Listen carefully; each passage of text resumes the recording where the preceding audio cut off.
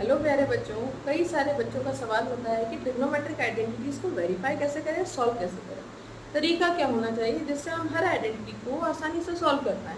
तो आइए सबसे पहले तो हम ये देखते हैं कि वेरिफिकेशन होता क्या है, आइडेंटिटीज़ को वेरीफाई कब माना जाता है और उसके आसान से फॉर्मूले क्या होते हैं। तो अप्रोच हमारी आज हम देखते हैं, उसके बाद हम उसके क्वेश्चंस करेंगे। हमारे साथ इस वीडियो सीरीज में बने रहिएगा, डेफिनेटली आपके लिए बहुत फ़ायदेमंद होने वाली है। तो आइए देखते हैं।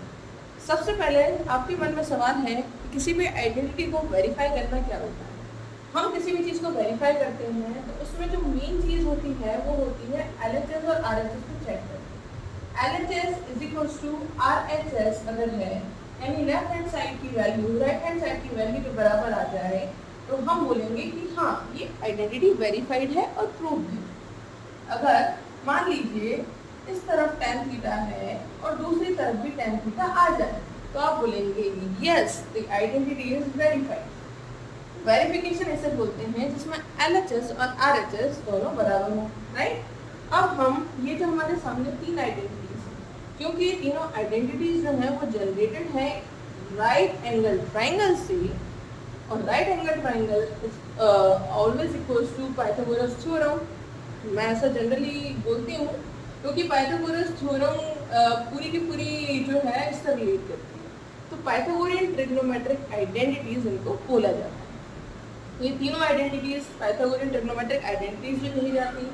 तो पहली आइडेंटिटी है sine square theta plus cos square theta is equals to 1। अब यहीं से मैं तीन आइडेंटिटीज कंप्लीट कर सकती हूँ इंक्लूडिंग दिस। कैसे?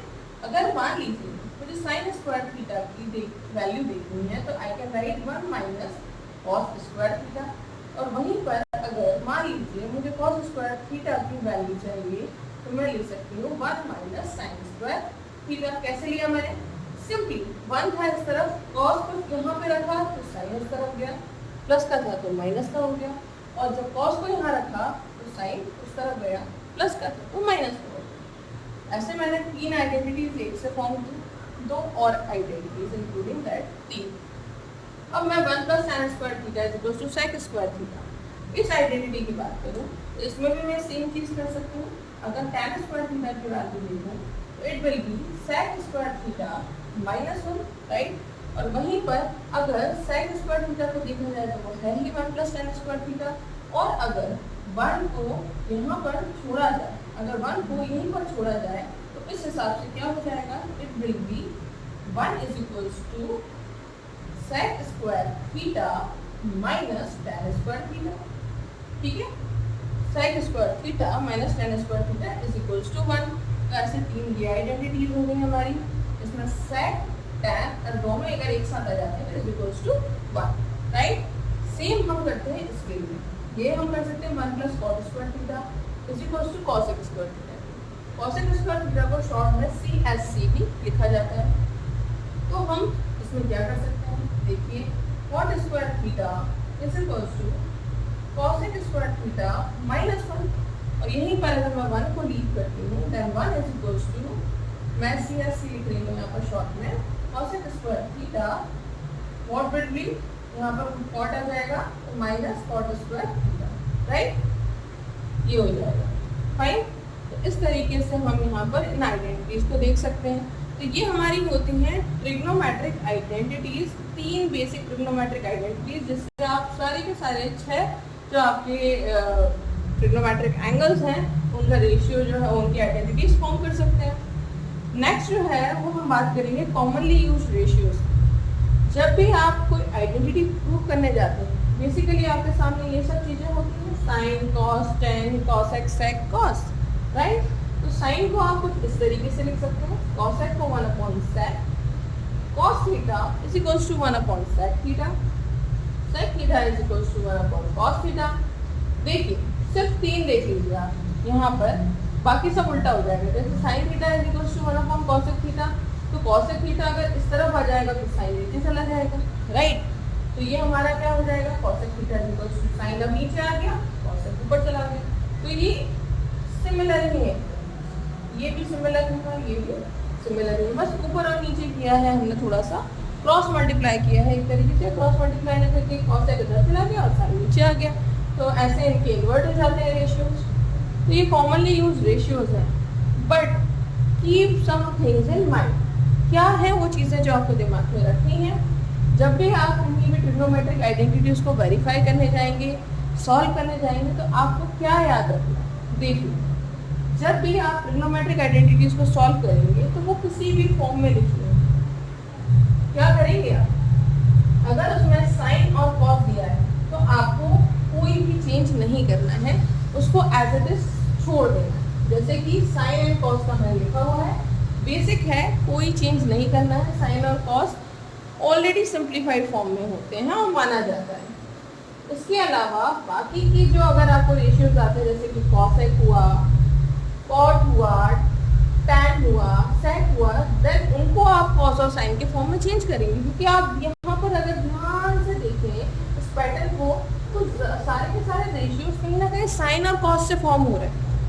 अगर आप इनको सिंप्लीफाइड करेंगे तो साइन और कॉस जो है सिंप्लीफाइड फॉर्म होता है, तो साइन और कॉस को ऐसे ही छोड़ देंगे आप उस आइडेंटिटी में। बाकी सारा बचा हुआ जितना भी आपको दिख रहा है, अगर आइडेंटिटी में कॉस है, सॉरी कॉसेक है, कॉट है, टैन है, जैसे कि हम टैन जो है, टैन को क्या लिखते हैं, साइन अपॉन कॉस।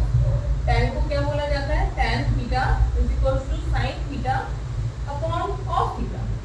और वहीं पर जो कॉट थीटा होता है वो होता है हमारा cos theta upon sine theta. Okay, तो सिंप्लीफाइड फॉर्म होता है साइन और कॉस। तो जब आप सॉल्व करेंगे तो आपको ये चीज भी ध्यान रखनी है।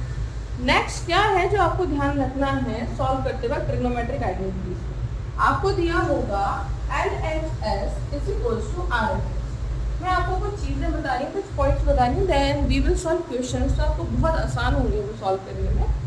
LHS is equals to RHS, right. तो जब मैं LHS और RHS की बात करूँ तो मुझे ये नहीं देखना है कि मुझे LHS, हमारे दिमाग में ये कंफ्यूजन होता है कि LHS लें या RHS, right. Left hand side को लेकर प्रूव करें या राइट हैंड साइड। तो C कौन सा पार्ट बड़ा है, जो आपको ज़्यादा बड़ा पार्ट लग रहा है, जिसमें आपको ज़्यादा फैला हुआ लग रहा है। क्वेश्चन में मान लीजिए इस तरीके से लिखा हुआ है 1 minus sign square theta plus cos two the power 4 theta, randomly writing here. तो और सामने लिखा हुआ है आपका सिंपली टैन थीटा होगी, तो आप इस पोर्शन को, ठीक है, जो एक्सपेंडेड है, ज़्यादा एक्सपेंडेड पोर्शन होगा आप उसको लीजिए एंड स्टार्ट फॉर्म, ठीक है। देन नेक्स्ट आपको क्या करना है, आपकी आइडेंटिटीज जो है उनको वेरीफाई करने के लिए आप देख रहे हैं आपको क्या दिया हुआ है, यूज योर लॉजिक। बहुत आसान होता है, देखिए ना, आपको 3 ट्रिग्नोमेट्रिक आइडेंटिटीज दी हुई हैं और तीनों ही स्क्वायर के फॉर्म में है, राइट।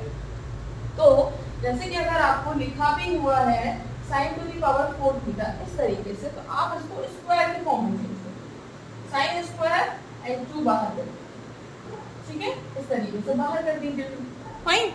तो कहने का मतलब क्या है कि ये जो 4 भी है ना, इसको भी आप 2 के फॉर्म में चेंज कर दीजिए, स्क्वायर के फॉर्म में चेंज कर दीजिए, then you can use the identity, right. तो इस तरीके से हमें क्या करना है, इनको ऐसे सिंप्लीफाई भी करना है, ऐसे कर सकते हैं हम, हमें कुछ नहीं, जैसे हमें देखा sine to the power 4 theta, okay, sine to the power 6 theta, okay, 3 into 2, 2 into 3, right. तो इस तरीके से हम जो है क्वेश्चंस को आसानी से कर सकते हैं। We can actually head towards our goal like this. तो ये बहुत आसान से कुछ तरीके होते हैं, कुछ टिप्स हैं ये जिनको आप यूज़ कर सकते हैं, जो हर क्वेश्चन में यूज़ होते हैं। आप एक पैटर्न ऑब्जर्व कीजिए, स्क्वायर के फॉर्म में चेंज कर लीजिए, then you can use any of the identities, okay. तो हमने स्क्वायर के फॉर्म में चेंज कर लिया, ठीक है। तो हम आइडेंटिटीज से यूज करेंगे, और आइडेंटिटीज 2 तरीके की होती है। देखिए, एक तो यहाँ पर जो मैंने यूज आइडेंटिटीज लिखा हुआ है, तो I have to write use trigonometric identities, right. ये जो ट्रिग्नो आइडेंटिटी होती है ये होती है, ये ट्रिग्नोमेट्रिक आइडेंटिटीज बोल रही हूँ मैं बिकॉज ये साइन, कॉस और टैन, इन 3 के फॉर्म में ये हमारा जो रेशियो है वो ट्रिग्नोमेट्रिक एंगल्स का है, इसका है। तो यहाँ पर हमारा ट्रिग्नोमेट्रिक आइडेंटिटीज ये होती हैं।